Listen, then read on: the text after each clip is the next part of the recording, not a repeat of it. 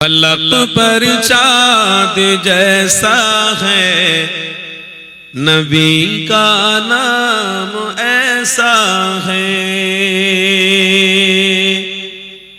دلوں سے غم مٹاتا ہے محمد نام ایسا ہے۔ بولوں نا سبحان اللہ۔ اے دل جب غم کے مارا ہو محمد یاد آتے ہیں، جدا جب کوئی پیارا ہو محمد یاد آتے ہیں۔ اور ایک تو محبت نعرہ تکبیر۔ فلک پر چاند جیسا ہے نبی کا نام ایسا ہے، دلوں سے غم مٹاتا ہے محمد نام ایسا ہے کہ ان کی یاد کی شبنم ہے مرہم میرے زخموں کو،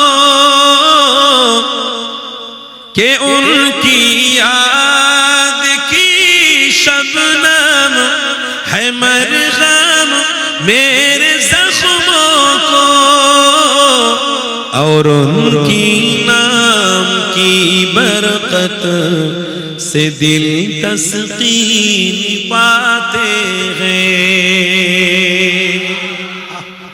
আমার নবীর নাম যখন বলি জান ঠান্ডা হয়ে যায়, জোরে বলো। اور ان کی نام کی برکت سے دل تسکین پاتے ہیں، فلک پر چاند جیسا ہے نبی کا نام ایسا ہے، دلوں سے غم مٹاتا ہے محمد نام ایسا ہے۔ کسی کا دل دکھانا ستا خلق باری کو، کسی کا دل دکھانا ستا خلق باری کو، مہربانی کا ہر راستہ مدینے کو ہی جاتے ہیں۔ রহমতের সব রাস্তা আমার নবীর দরবার থেকেই এখনো রয়েছে, জোরে বলে। রহমতের সব দরওয়াজা আল্লাহ রাসূলের জন্যই এখনো খোলা রেখেছেন, জোরে বলে। মেহেরবানি কা হর রাস্তা مدینے کو ہی جاتے ہیں، فلک پر چاند جیسا ہے نبی کا نام ایسا ہے، دلوں سے غم مٹاتا ہے محمد نام ایسا ہے۔ اللہم صلی علی او شہر محبت، جہاں مصطفیٰ ہے وہی گھر بنانے کو دل چاہتا ہے، وہ سونے سے کنکر او چاندی سے مٹی نظر میں بسانے کو دل چاہتا ہے، جہاد محمد की आवाज गूंजी जिहादे मोहब्बत की आवाज गूंजी कहा हंसला ने ए दुल्हन से अपनी इजाजत अगर दो तो जामे शहादत लबों पे लगाने को दिल चाहता है। একটু মোহাব্বতে হবে না? তকবীর নারে তকবীর সিলসিলায়ে হক মুজাদ্দিদে জামান। আর একটু ভালোবাসা হবে না? নারে তকবীর। ओ शहरे मोहब्बत जहाँ मुस्तफा है वही घर बनाने को दिल चाहता है। ओ सोने से कंकर ओ चांदी से माटी नजर में बसाने को दिल चाहता है। अल्लाहुम्मा सल्ली अला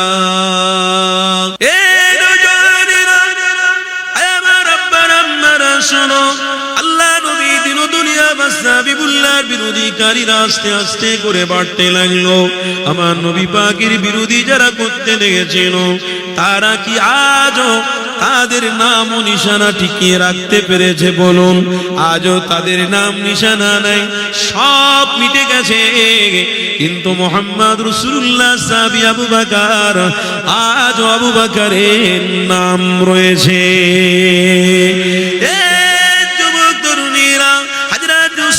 হুজুরের নাম রয়েছে, হযরত আলী হুজুরের নাম রয়েছে, হযরত সাইদ হুজুরের নাম রয়েছে, হযরত আলী হুজুরের নাম রয়েছে, হযরত জাবির হুজুরের নাম রয়েছে, হযরত হানজালা হুজুরের নাম রয়েছে। প্রত্যেক সাহাবারা আল্লাহ পাক কবুল করে নক্ষত্র বানিয়ে দিয়েছিলেন আমার নবী পাকের আখলাক চরিত্র পেয়ে ভালোবাসা নেওয়ার জন্য। আল্লাহ তিনাদেরকে জান্নাতি বলে কবুল করেছিলেন। তাই আপনাদেরকে জানিয়ে দিয়ে আজ আল্লাহর ওলিদের দরবার আমরা ছেড়ে দেবো না, আল্লাহর ওলিদের থেকে মুখ আমরা ফিরিয়ে নেব না, ইমানি মাহফিল থেকে মুখ ফিরিয়ে নেব না।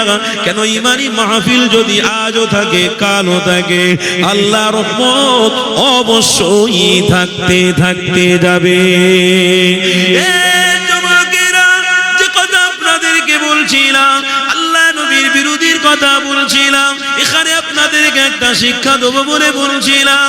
আবু জাহাল আমার রাসূলুল্লাহ বিরোধী যখন করতে লেগেছে, এই যুবক তরুণীরা ওই সময় আমার রাসূলুল্লাহকে ধ্বংস করে দেওয়ার জন্য আবু জাহাল দল তৈরি করে বলতে লেগেছে, বাবারা কেউ আছো মুহাম্মাদের গর্দানটা নিতে পারবে? কেউ যদি উঠে দাঁড়াতে পারো আমি তাকে অনেক বড় পুরস্কারে পুরস্কৃত করব। একজন উঠে বীর সৈনিক দাঁড়িয়ে গেল, ওই বীর সৈনিকের নাম হলো উমরে ফারুক। এটা আপনারা সকলেই জানেন।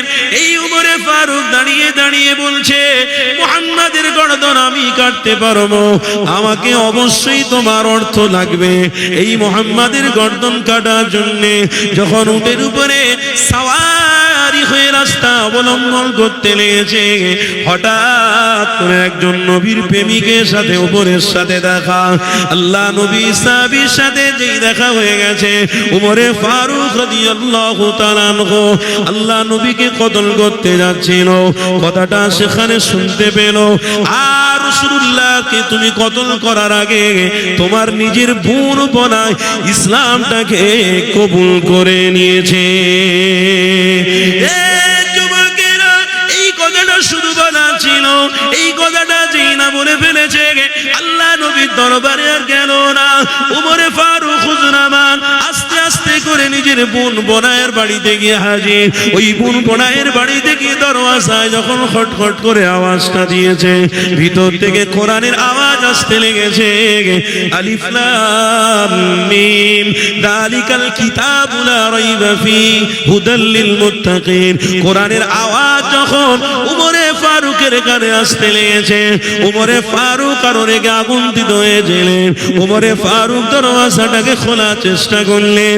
হঠাৎ করে নিজের বোন ওখানে দাঁড়িয়ে দাঁড়িয়ে যখন উমরের গলার আওয়াজ পেয়ে গেছে, নিজে বলতে লেগেছে, গো আমার স্বামী, উমরের কাছে যখন খবর চলে গেছে আমাদের কতল করে ফেলবে, আমাদেরকে মার্ডার করে ফেলবে, তুমি লুকিয়ে পড়ো।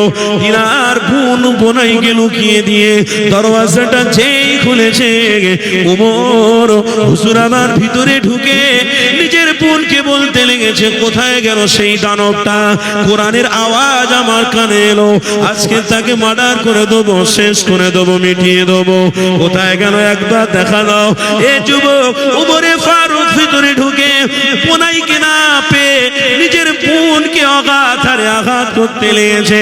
নিজের বোনকে আঘাত যেই করতে লেগেছে বলতে লেগেছে, ওমর রে শোনো, তুমি আমাকে মেরে মেরে মেরে মেরে আমাকে যদি মেরেও ফেলে দাও, আমি আমার হাবিবকে ভালো দিল থেকে বেসেছি, কোনোদিন আমার হাবিব থেকে দূরে সরতে পারবো না। আরো জোরে বলুন। হেদায়েত এসেছে কোথায় থেকে? হেদায়েত এলে কোথায় থেকে? রাসূলুল্লাহ থেকে। হেদায়েত আসলো কোথায়? আল্লাহর ওলির কাছে। হেদায়েত আসলো কোথায়? গ্রামে মসজিদ, ইমাম সাহেব। হেদায়েত আসলো কোথায়? গ্রামে মাহফিল। একবার জোরে বলুন, হেদায়েত আসছে। আচ্ছা, আবু জাহাল বিরোধী, আজও সেই বিরোধী আছে।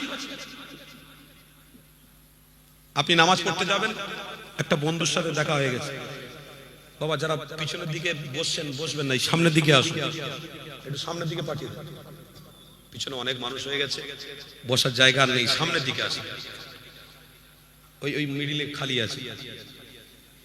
আমার কথা আপনারা বুঝতে পারছেন তো নাকি? আমি একটা কোরআনের আয়াত পড়েছিলাম, কি ইন্নাকা লা তাহদি মান আহবাবতা ওয়ালাকিন্নাল্লাহু ইয়াহদি মান ইয়াশা।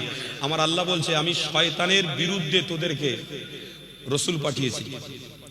আদম আলাইহিস সালাতু ওয়াস সালাম থেকে মুহাম্মদ রাসূল পর্যন্ত আমি নবী পাঠিয়েছি। শুধু শয়তানের বিরুদ্ধে আমি আল্লাহ আমার বান্দাদেরকে জাহান্নাম থেকে বাঁচিয়ে জান্নাতি বানাবো বলে। জাহান্নামে আমার একটা বান্দাকে আমি ঢুকতে দেব না। তার জন্য আমি যুগে যুগে নবী পাঠিয়েছি, আর সর্বশেষ ওয়া আউয়াল ওয়া আখির করে আমি রাসূলুল্লাহকে পাঠিয়েছি। যে রাসূলুল্লাহর বিষয়ে আমার আল্লাহ বলছে, এখানে বলতে বলতে ফের আরেকটা কথা মনে পড়ে গেল। কি বলবো বলুন তো? একটা ধারায় নিয়ে যাচ্ছি, ফের বলতে বলতে হাদিস মনে পড়ে যাচ্ছে, কোরআন মনে পড়ে যাচ্ছে। একটু বলি, ওই রাস্তাটা যাব, ওই কথাটা আবার বলবো, যখন মনে পড়ে গেল একটু বলে দিই। আমার রাসূলকে এর বিষয়ে আল্লাহ পবিত্র কোরআনে আবার স্পষ্ট ভাষায় বলছেন, কি মা কানা মুহাম্মাদুন আবা আহাদিন মির রিজালিকুম ওয়ালাকিন রাসূলুল্লাহ। এই যে ওয়ালাকিন রাসূলুল্লাহ, ওয়ালাকিন রাসূলুল্লাহ, এই শব্দের ব্যাখ্যা তাফসীরে কুলতুবির মধ্যে আপনি স্পষ্ট ভাষায় পাবেন। এই ওয়ালাকিন রাসূলুল্লাহ, এই রাসূলুল্লাহ, এই শব্দের ব্যাখ্যাটা আমার আল্লাহ পূর্বে প্রত্যেক নবী আলাইহিস সালাতু ওয়াস সালামদেরকে পাঠিয়ে বলেছিলেন, ইনি হলেন আমার সবথেকে প্রিয় রাসূল নবী মুহাম্মদুর রাসূলুল্লাহ। তাওরাতের মধ্যে এসেছে যে তাওরাত কিতাব আমার রাসূলের হযরতে মুসা নবীর উপরে নাজিল হয়েছিল, ওই তাওরাত কিতাবের মধ্যে আমার রাসূলের নাম এসেছে। তো আল্লাহর সাথে তুর পাহাড়ে মুসা আলাইহিস সালাতু ওয়াস সালাম দেখা করতে গেছেন। ওই দেখা করতে গিয়ে আল্লাহর সাথে কথা বলতে গিয়ে তিনি বলেছেন, রব্বি আল্লাহ, তাওরাত কিতাব আমার উপরে আপনি দিয়েছেন, কিন্তু মুহাম্মদ রাসূলের নাম বেশি। আমার আল্লাহ তখন বলেছিলেন, ইয়া মুসা, এই রাসূলুল্লাহর ব্যাখ্যা হলো এটা। আমি একটু ক্লিয়ার করে দিচ্ছি আপনাদেরকে, যদি ধৈর্য ধরে থাকেন। রাসূলুল্লাহর ব্যাখ্যা হলো এটা। আমার আল্লাহ আমার মুসা নবীকে বলছে, ইয়া মুসা, এই রাসূলুল্লাহর ব্যাখ্যা হলো যে আমি তোমাদের থেকেও একজনকে সবথেকে গুরুত্বপূর্ণ নবী বানিয়েছি। তিনি নবীও, তিনি আবার রাসূলও। জোরে বলুন। তোমরা শুধু আমার পক্ষ থেকে প্রতিনিধি নবী, কিন্তু আমি আমার যে রসুলকে পাঠাবো রেখে দিয়েছি তিনি শুধু নবী নয়, তিনি হলেন রসুলও। জোরে বলুন। তো নবী রসুলের মধ্যে পার্থক্য হয়ে যাচ্ছে। কেমন পার্থক্য? আল্লাহ সেটাও কিন্তু মুসা আলাইহিস সালাতু ওয়াস সালামকে বলছেন। আল্লাহ বলছেন ইয়া মুসা, রাসূল আর নবী পার্থক্য কি? আমি যাকে নবী বানিয়েছি তাকে আমি সাহায্য অবশ্যই করব, কিন্তু আমি যাকে রসুল বানিয়েছি অবশ্যই এই রসুলুল্লাহ আমি আল্লাহ আমার দরবারে ডেকে দিদার দান করতে থাকবো। পার্থক্য হলো না? হলো না? কিতাবের মধ্যে কোন জায়গায় পাবেন না বাপ আদম আলাইহিস সালাতু ওয়াস সালাম থেকে হযরত ঈসা আলাইহিস সালাতু ওয়াস সালাম পর্যন্ত সমস্ত নবীরা ডাইরেক্ট আল্লাহর সঙ্গে দিদার করেছে। দেখিয়ে দেন। একজন রসুল করেছেন, তার নাম কি? মুহাম্মাদুর। সবাই জোরে বলুন মুহাম্মাদুর। আর সেটা কাদের নবী? কাদের নবী? আমাদের বুক চওড়া হয় যখন আমার নবীর আদর্শ নিয়ে আমরা চলি। জোরে বলুন।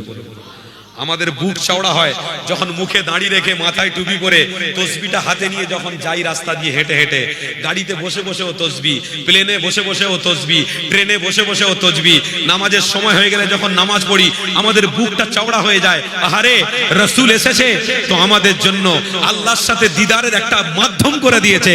ট্রেনে উঠলেও নামাজের সময় নামাজ পড়ে নি, প্লেনে উঠলেও নামাজের সময় নামাজ পড়ে নি, প্লেনে গেলেও হাতে তসবি আলহামদুলিল্লাহ আলহামদুলিল্লাহ বলি, প্লেনে উঠলেও দরুদ শরীফ পড়তে থাকি, ট্রেনে গেলেও দরুদ শরীফের নজরানা দিতে থাকি। এ যুবক, আমাদের বুকটা চওড়া হয়ে যায় যে আমাদেরকে আল্লাহ এমন একটা রাসূল দিয়েছে যে রাসূলের ওসিলায় আমার আল্লাহর দরবারে ভিক্ষা যদি চাই, নবীর ওসিলা দিয়ে যদি চাই, আল্লাহর দরবারে কবুল হতে আল্লাহ দেরি করে না। বুখারী শরীফের হাদিসের মধ্যে আছে মুহাম্মদ রসুলের নাম নিয়ে যে দোয়া চাইবে আমি আল্লাহ ওই দোয়াটাকে ডাইরেক্ট কবুল করে থাকি। আজকের কিছু কিছু শিক্ষিত উঠেছে, আচ্ছা আবার নবীর নাম নিয়ে দরুদ পড়ে আবার দোয়া শেষ করতে হবে। কিছু কিছু বলছে যে বলছে আল্লাহ আপনার হাবিবের কদমের ওসিলা করে আমাদের দোয়াটাকে, আমরা বলি না আল্লাহ হাবিবের ওসিলা করে দোয়াটাকে কবুল করুন, কদমের ওসিলায় কবুল করুন। আর কেউ কেউ বলছে হাই দেখ এখানেও সে রসুলের ওসিলা। আরে রসুলের ওসিলা মানে ডাইরেক্ট আল্লাহ। ও আল্লাহ মনে হয় 7 আসমান ভেদ করে মনে হয় জমিনে এসে তোমার নানার বাড়ি এসেছিল, তোমার দাদার বাড়ি এসেছিল, এসে মনে হয় ডাইরেক্ট দেখা করে গেছে। আরে আল্লাহ এটা বান্দাকে বোঝার জন্য রসুল পাঠিয়েছে, নবী পাঠিয়েছে, কিন্তু আল্লাহ চিনবার জন্য তোমার চোখের পলকটা দেখলেই আল্লাহর পরিচয় তুমি পেতে থাকবে। তোমার নাকের ভিতরে যে নিঃশ্বাস ঢুকছে আর বেরোচ্ছে, এই নেবে আর ছাড়বে, নেবে আর ছাড়বে, এতটুকুর উপরে তুমি বিশ্বাস যদি করো যে এটা আমার ইশারায় হচ্ছে না, আল্লাহর ইশারায় হচ্ছে, বাস এনাফ, অল কমপ্লিট। এই এতটুকু যদি তুমি উপলব্ধি করতে পারো তো তোমার রবকে চিনে তুমি আল্লাহর জান্নাতে চলে যাওয়ার যোগ্য হয়ে যেতে পারবে। কিন্তু হাজার মানুষ, হাজার কথা, হাজার বেদনা, হাজার দুঃখ, কোথায় যাই ভাই? কি হয়? যে কথা আমি বলছিলাম, কথা কি? আমার কথা শুনছেন তো নাকি? হ্যাঁ, এদিক ওদিক হচ্ছেন। মা কানা মুহাম্মাদুন আবা আহাদিম মির রিজালিকুম ওয়ালাকিন রাসূলুল্লাহ। এই তাফসীরটা যখন খুলে দেখলাম তো আমার আল্লাহ মুসা আলাইহিস সালামকে বলছে আমি রাসূলকে তোমাদের থেকে উত্তম বানিয়েছি। জোরে বলো। আমি রব আমার হাবিবের সাথে 70,000 পর্দা তুলে আমি দিদার দেব। আমি আমার পাশে বসে আমার নবীর সাথে কথা বলবো। আমার আল্লাহ বলছেন ইয়া মুসা, আমি রসুল নাম যে করেছি, শব্দটা যে দিয়েছি, এই নামের বরকতে হাজার হাজার লক্ষ লক্ষ উম্মত যদি আমার নবীর দোহায় দোয়া চায় আমি আল্লাহর সাথে সাথে কবুল করে থাকবো। আমি আমার রসুলের আমি আমার রাসূলের নামের বরকত এত দিয়েছি, আমি আমার হাবিবের নামের বরকত এত দিয়েছি। হযরতে আদম আলাইহিস সালাতু ওয়াস সালাম থেকে হযরতে ঈসা আলাইহিস সালাতু ওয়াস সালামের যত উম্মত এসেছে, সমস্ত উম্মতকে যদি আল্লাহ ক্ষমা করে দেয় তো মুহাম্মদ রাসূলের ওসিলা আল্লাহ ক্ষমা করে দেবে। আরো জোরে বলুন আমার আব্বারা। তো সেই রাসূলুল্লাহ সম্পর্কে আজ আমরা ভুল ধারণা করছি, সেই রাসূল সম্পর্কে আজ আমাদের নীতি নৈতিকতা, আজ আমাদের অস্তিত্ব থেকে আমরা নিজেরা সরে যাচ্ছি। হাত দুটো জড়ো করে বলে যাই যে আবু জাহাল রাসূলের বিরোধী করে জাহান্নামী হয়ে গেছে। আজও ইমানি মাহফিলের বিরোধী করে তুমি জাহান্নামী হতে যাও না, মসজিদের বিরোধী করে জাহান্নামী হতে যাও না, মাদ্রাসার বিরোধী করে জাহান্নামী হতে যাও না। আল্লাহর প্রত্যেকটা বান্দাদেরকে মুহাম্মদ রাসূলের প্রতি ভালোবাসা দাও, রাসূলের আদর্শকে তুমি বিস্তার করো, আল্লাহ তোমাকে ওলামাদের সাথী বানিয়ে জান্নাতি হিসেবে কবুল করে নেবে। আরো জোরে বলো। তাহলে আসি, যখন হিদায়াতের কথা বলেছি, এই হিদায়াতের কথা বলতে গিয়ে একটা হাদিস আমার মনে পড়ে গেল, এই হাদিসটা আপনাদেরকে শুনিয়ে দিই। এ যুবকেরা, তরুণীরা, আল্লাহ নবী যখন দিন ইসলামের খিদমত করতে লেগেছে, আমার রাসূলুল্লাহ যখন ন্যায়ের কথা বলতে লেগেছে, আমার হাবিব যখন হকের কথা বলতে লেগেছে, তখন আবু জাহালের মতো আরো বেঈমানেরা আমার রাসূলুল্লাহর বিরোধীকারী হতে লেগেছে। আমার হাবিবকে মার্ডার করে ফেলবে, আমার হাবিবকে মেরে দেবে। এ যুবকেরা, তাদের মধ্যে গোল মিটিং হতে লেগেছে, সমালোচনা হতে লেগেছে, এই মুহাম্মদকে আগে বাড়ানো দেওয়া যাবে না। এ যুবকেরা, তরুণীরা, ইতি সময়ে আবু জাহালে সহ্য হচ্ছে না, আমার ক্ষমতাটা চলে যাবে, মুহাম্মদ যেভাবে প্রচার করতে লেগেছে, আমার ক্ষমতাটা হারিয়ে ফেললে দেবো, আমার ক্ষমতার কোনো অস্তিত্ব থাকবে না। এ যুবক তরুণীরা, আল্লাহ নবী দোজাহানের সুলতানের বিরোধীকারীরা চক্রান্ত করে করে আমার নবীর বিরোধী করতে নিয়েছে।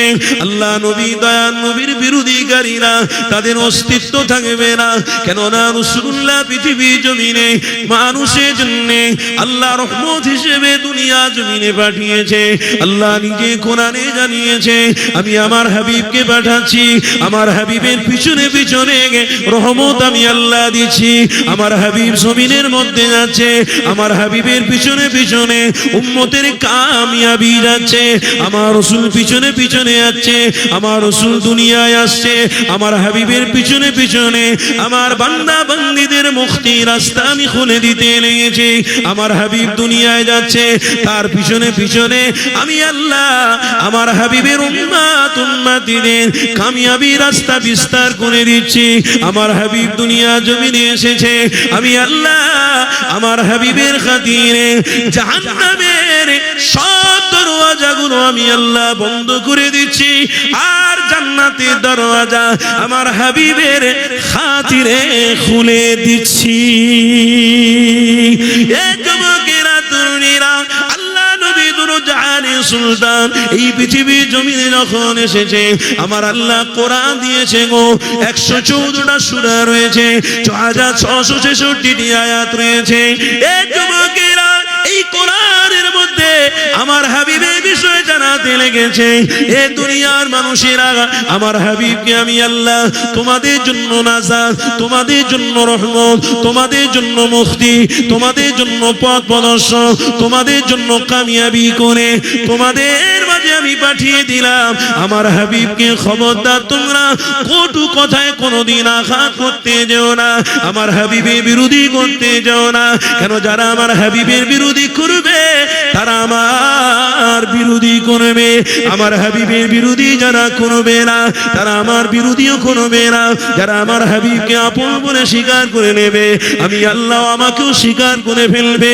এই যুবকেরা, এই পৃথিবীর মানুষের কাছে আজকের কোরআন রয়েছে, এই কোরআনের মধ্যে আল্লাহ স্পষ্ট ভাষায় জানিয়েছে, এ দুনিয়ার মানুষের তোমরা মুহাম্মদ রাসূলুল্লাহকে চেনো, মুহাম্মদ রাসূলুল্লাহকে চিনতে গেলে কোরআন খোলো। আল্লাহ কোরআনে কি জানাতে লেগেছে, ওয়াদ-দুহা ওয়াল-লাইলি ইযা সাজা মা ওয়াদ্দা'আকা রাব্বুকা ওয়া মা ক্বালা ওয়ালাল আখিরাতু খায়রুল লাকা মিনাল উলা। আমার হাবিবের পরিচয় পেয়ে যাবে। আমার হাবিবের বিষয়ের একটা জায়গায় কোরআন বলতে লেগেছে, ফালা উকসিমু বিহাদাল বালাদ ওয়া ওয়ালিদি ওয়া মা ওয়ালাদ। আল্লাহ নবীর পরিচয় পেয়ে যাবে। এ পৃথিবীর মানুষেরা, আল্লাহ নবীর পরিচয় যদি পেতে চাও কোরআনটা খুলে নাও। আল্লাহ কোরআনের মধ্যে কি জানাতে লেগেছে, ইন্না আ'তাইনাকাল কাউসার ফাসাল্লি লিরাব্বিকা ওয়ানহার ইন্না শানিয়াকা হুয়াল আবতার। আমার রাসূলুল্লাহর পরিচয় পেয়ে যাবে। আমার হাবিবের পরিচয় যদি নিতে চাও সূরা তাহা খুলে দেখো। এই যুবকেরা, তরুণীরা, কোরআনের মধ্যে আমার রাসূলুল্লাহর পরিচয় আল্লাহ দিয়েছে। অতএব পৃথিবীর মানুষ, তোমরা রাসূলুল্লাহর বিরোধী করে অস্তিত্ব হারিয়ে নিও না। নিজেরা নিজেদের মধ্যে জাহান্নামের খোরাক করে ফেলেও না। আমার রাসূলুল্লাহকে ভালোবাসলে আমি আল্লাহ জান্নাতি বানাবো। আরো জোরে বলুন। আমার রসুলকে ভালোবাসলে আমি তোমাদেরকে জান্নাতি বানাবো। আর সেই সময় রসুলের বিরোধী আবু জাহাল তার দলবল করতে শুরু করেছে, মিটিং করছে, কি করে একে ধ্বংস করা যায়, কি করে বরবাদ করা যায়। আরে এর মাথার উপরে পৃথিবীর কোন রাষ্ট্রনায়কের হাতের দরকার আছে? আরে রসুলের মাথার উপরে পৃথিবীর কোন রাষ্ট্রনায়কের হাতের দরকার আছে? রসুলের মাথার উপরে পৃথিবীর কোন অর্থশালীর হাতের দরকার আছে? আরে অর্থশালী যে, তিনিও আল্লাহ। তোমাদেরকে বাঁচিয়ে রেখেছে যে, তিনিও, জোরে বলো না, তিনিও আল্লাহ। তোমাদের নিঃশ্বাসে নিঃশ্বাসে নিঃশ্বাসে আল্লাহ তোমাদেরকে বাঁচিয়ে রেখেছে, এটাও দয়া আল্লাহর। তোর অর্থশালীর মাথায় হাতের দরকার নেই, পৃথিবীর কোন রাষ্ট্রনায়কের মাথায় হাতের দরকার নেই। কেন? আমার রাসূলের মাথার উপরে একটা ছায়া আছে, তিনি হলেন রব। জোরে বলুন। মালিক আমার রাসূলকে মহব্বত করে পাঠিয়েছে।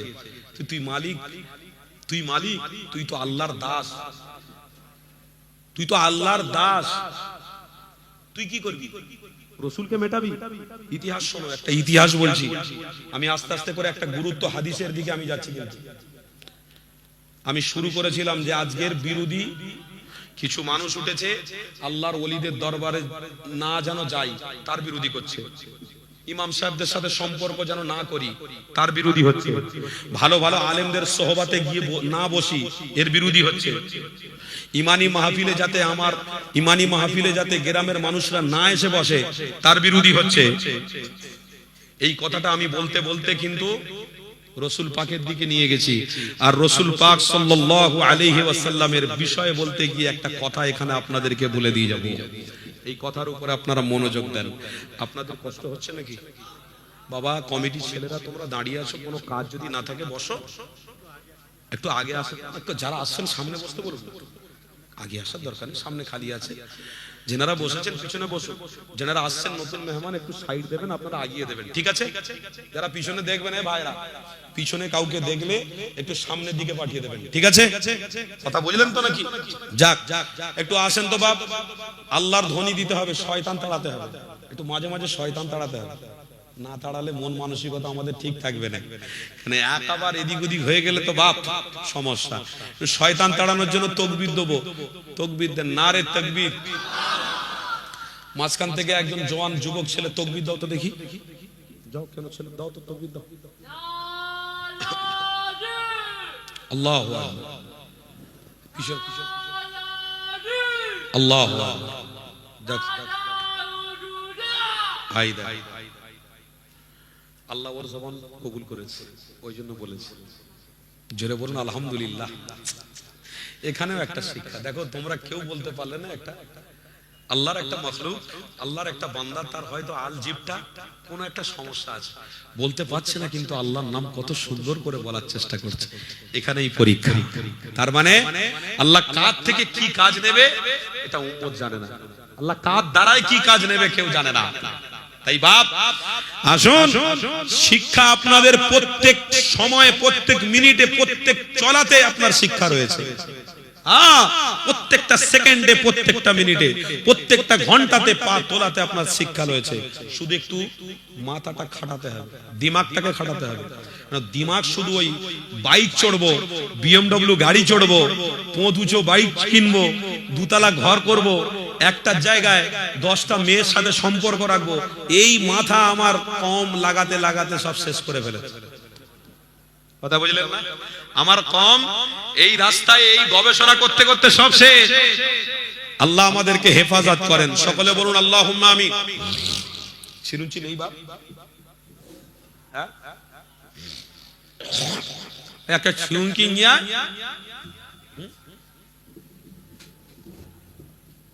ভাইজানের চিরুচি লাগবে, নিয়ে আয় বাপ। তাহলে মহব্বতে একটু শয়তান তাড়াতে গেলে তাকবীর দিতে হবে। তাকবীর দেবো, আওয়াজ দেবেন তো? দেখি দেগঙ্গার ভাইরা আমার বাপেদের কেমন ইমানি জোশ আছে দেখি। নারে তাকবীর। মাশাআল্লাহ, একটু হয়েছে বাপ, ইমানি জোশ আর একটু বাড়াতে হবে, তাহলে ইনশাআল্লাহ আমরা কামিয়াবির দিকে আছি, ছিলাম, থাকবো মহব্বতে। নারে তাকবীর।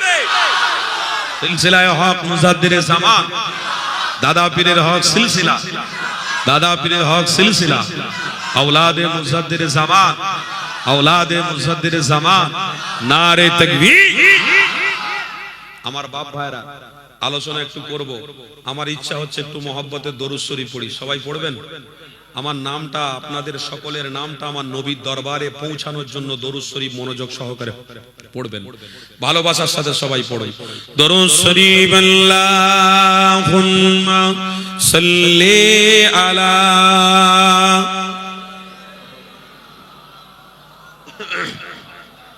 মাওলানা ওয়া আলা আলিহি।